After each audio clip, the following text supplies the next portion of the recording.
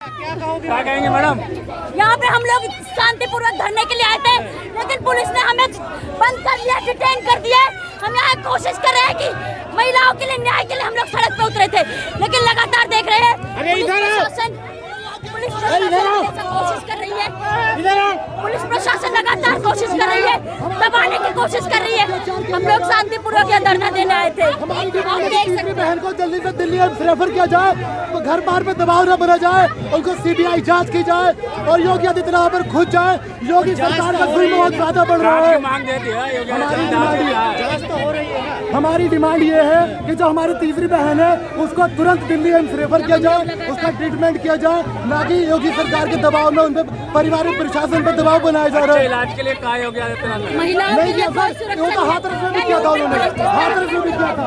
ऐसी सरकार को तो अपनी सत्ता छोड़ देनी चाहिए। इस सरकार में ना तो महिलाओं के लिए सुरक्षा है, मर्द को देख रहे हैं, दलित महिला के साथ रेप हो जाता है, किसी दलित महिला के साथ तुरंत इस्तीफा देना चाहिए और परिवार की मदद करनी चाहिए। Yogi must be resign, Yogi must be resign, Yogi must be resign. Uttar Pradesh में योगी को रिजाइन करके तुरंत राष्ट्रपति शासन लगाया जाए।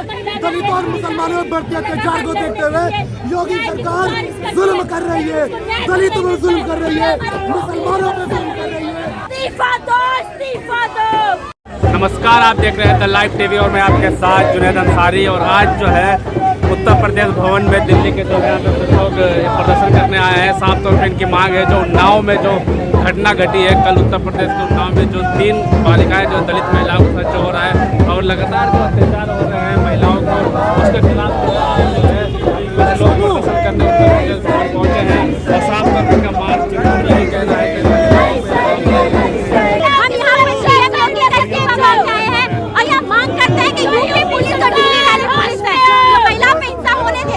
कोई रोक-टोक नहीं है,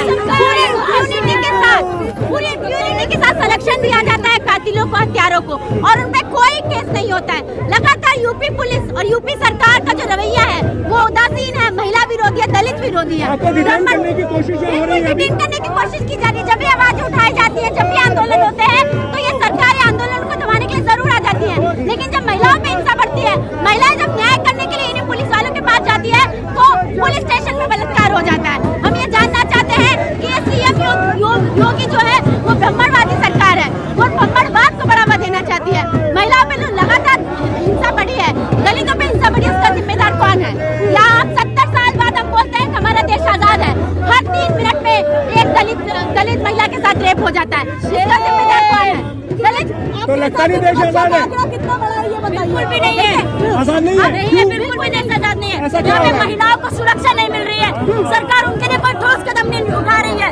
लगातार देखने को मिलता है हर एक महिला के साथ छेड़छाड़ और रेप जैसी घटना मिलती है, तो ये कहाँ से नजर आता है? हम हमेशा जो न्याय के लिए आते हैं,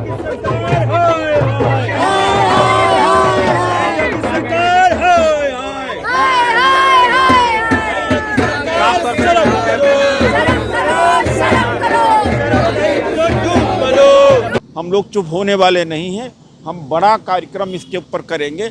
न्याय मिलना चाहिए। उत्तर प्रदेश में दलितों के साथ में इतना अन्याय हो रहा है, इतना अन्याय हो रहा है, इनका प्रयोगशाला हो गया है कि दलितों को इतना दबा दो, इतना दबा दो, इतना दबा दो कि इनके अंदर चेतना मर जाए, ये दब जाए, ये अपनी आवाज़ न बुलंद कर सके।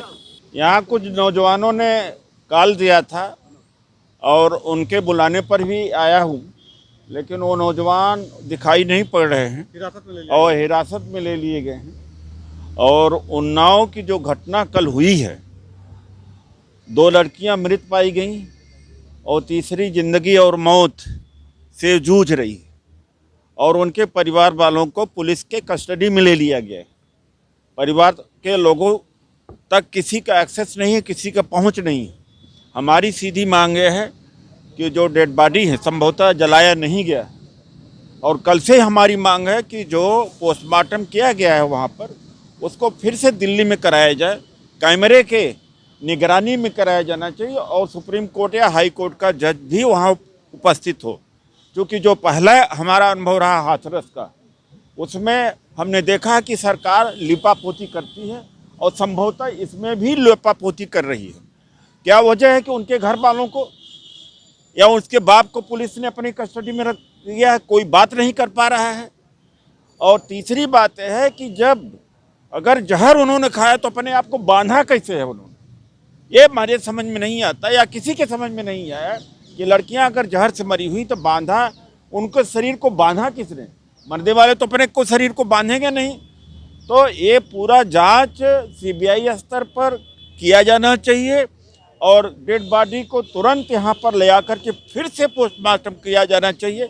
और घर वालों को जो पुलिस के कस्टडी में है उनको मीडिया से बात करने का या जो राजनीतिक लोग हैं उनको बात करने का पूरा मौका अवसर दिया जाना चाहिए। इसमें कुछ काला जरूर नज़र आ रहा है और काला ही काला नज़र आ रहा है। और जंगल में 2 लड़कियां मृत मरी हैं और तीसरी अर्धमृत है।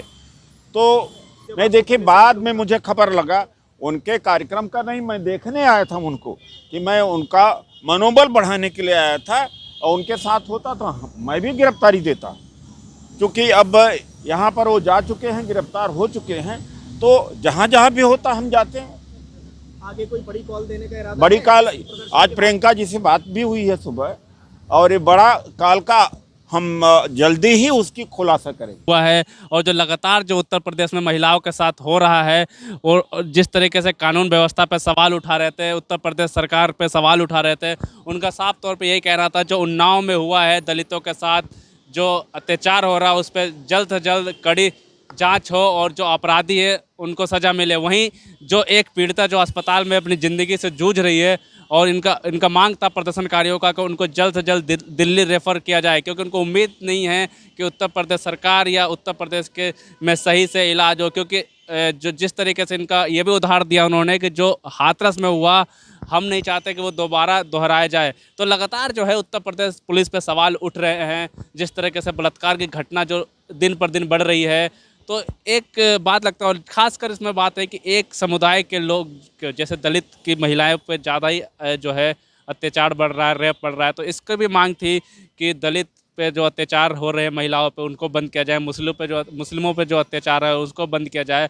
और उत्तर प्रदेश पुलिस जो है वो अपना काम ढंग से नहीं कर पा रही है और योगी आदित्यनाथ पे भी सवाल उठे हैं कि इस्तीफा दिया जाए और राष्ट्रपति शासन लगाया जाए। हालांकि उत्तर प्रदेश के मुख्यमंत्री योगी आदित्यनाथ ने साफ तौर पे इस पे जो है कड़ी सुरक्षा की जांच के आदेश दे दिए हैं और जो अस्पताल में भर्ती है पीड़िता उसके इलाज के लिए भी कर दिया है कि अच्छी से अच्छी सुविधा दिया जाए। लेकिन सवाल यही उठता है कि आखिर कब तक उत्तर प्रदेश में ऐसी लगातार घटनाएँ होती रहेगी, कब तक जो बेटियाँ हैं अपनी ज़िंदगी के लिए ऐसे लड़ती रहेंगी और कब तक सिर्फ प्रदर्शन किया जाएगा न्याय की मांग के लिए। क्या बेटी बचाओ बेटी पढ़ाओ का नारा देने वाली सरकार आज बेटी बचाने में विफल है? कई सवाल खड़े कर रहा है उत्तर प्रदेश सरकार और उत्तर प्रदेश के पुलिस पर, क्योंकि लगातार ये पहला घटना नहीं है। ये इससे पहले भी एक उन्नाव में जो बीजेपी के नेता थे उन्होंने भी ऐसी एक रेप का कांड हुआ था। उसके बाद जो है हाथरस का कांड जो है सब जग जाहिर है, सभी को पता है। और आज बिजनौर में भी एक मात्र 8 साल के एक बच्चे का रेप हुआ है। तो रेप की घटना जो है वो रुक नहीं रही है, प्रदर्शन हो रहे हैं, जांच के आदेश दिए जाते हैं, लेकिन उसके बावजूद भी जो है घटनाएं रुक नहीं रही है। तो फिर वही है कि सवालिया निशान जो है उत्तर प्रदेश प्रशासन पे फिर खड़ा हो गया, क्योंकि बेटी बचाओ बेटी पढ़ाओ और सबका साथ सबका विकास की ये सरकार है। लाइव टीवी, सच सबसे आगे।